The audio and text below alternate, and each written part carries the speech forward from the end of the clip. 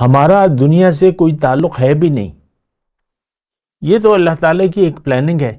اللہ تعالیٰ ہمیں یعنی ہماری ارواح کو ایک بلند مقام مرتبہ دینا چاہتا ہے، اور اس کے لیے اللہ تعالیٰ نے یہ شرط رکھ دی ہے کہ بھئی تم نے خود پسند کرنا ہے اور کوشش کرنی ہے، اور اگر تم کوشش نہیں کرو گے تو پھر تمہیں وہ مقام نہیں مل سکتا. آخرت میں اصل کامیابی ہماری تو آخرت کی ہے. اللہ تعالیٰ نے قرآن میں فرمایا فَمَنْ زُحْزِحَ عَنِ النَّارِ وَأُدْخِلَ الْجَنَّةَ فَقَدْ فَازَ.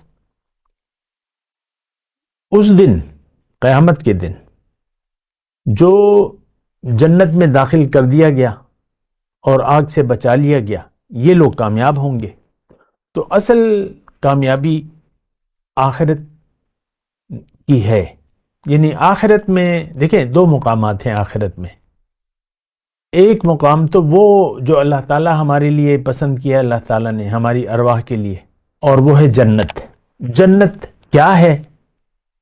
اللہ کی ملاقات، اللہ کا دیدار اور تقرب الہی. اس کا دوسرا نام جو ہے وہ جنت ہے. باقی تو جو نعمتیں ہیں وہ بھی ہیں، بہت اچھی ہیں، لیکن یہ بڑی نعمت ہے.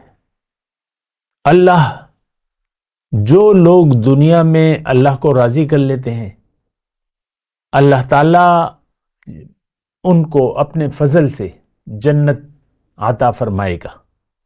اور جو اللہ کو ناراض کرتے ہیں دنیا میں اور اللہ کی رضا کے مطابق زندگی نہیں گزارتے، اللہ کو منزل نہیں بناتے، اللہ کے لیے زندگی نہیں گزارتے، وہ دنیا میں بھی خوار ہوں گے، ذلیل ہوں گے، اور آخرت میں تو ان کی ذلت اور شرمندگی وہ تو واضح ہے، یعنی وہ یقینی ہے.